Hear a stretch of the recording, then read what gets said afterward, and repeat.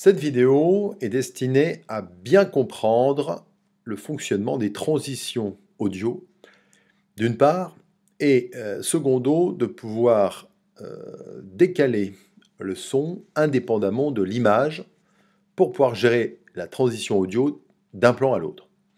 On a pris exprès ici deux plans. Un plan dans lequel le son d'ambiance, on a un son d'ambiance, très léger, et un plan ici, dans lequel on a de la voix. C'est un âne que j'ai rencontré avec l'aide de mon frère à la campagne.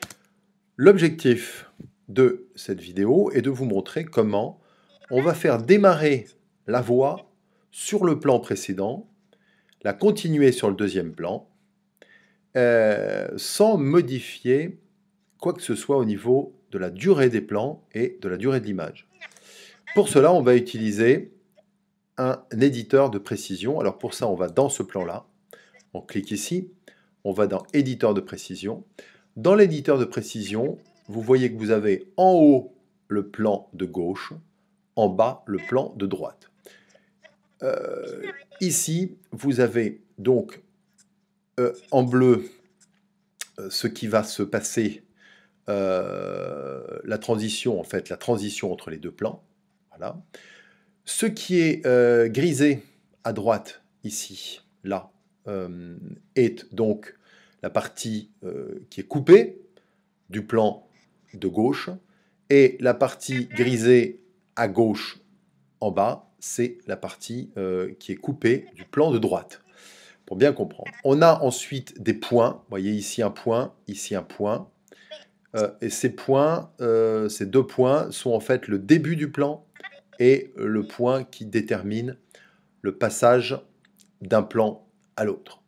Alors, on ne va pas s'occuper ici de gérer la durée des images, on n'y touche pas, on s'occupe du son uniquement.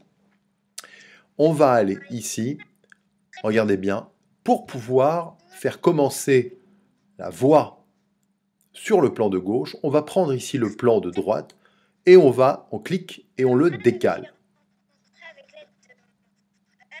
De mon frère. Avec l'aide de mon frère. Voilà. Ici, on termine cette phrase. Et vous voyez que, à gauche, si on regarde bien ici à gauche, l'image et le son sont grisés. Donc ça veut dire que si on voulait écouter, évidemment, on n'entendrait pas de son ici. Donc il va falloir qu'on prenne ici, on se mette sur la ligne bleue et on se débrouille pour obtenir, regardez bien, vous avez la main, là vous avez la croix, avec la flèche noire horizontale.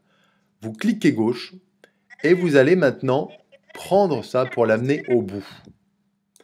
J'ai donc décalé, si vous voulez, le son de là à là. Regardez ce qui se passe. L'image est grisée, le son ne l'est plus. Une fois que vous avez fait ça, vous pouvez faire terminer. Vous n'avez pas modifié la durée des images. En revanche, vous avez décalé ici le son de cette image là. Regardez bien ce qui se passe.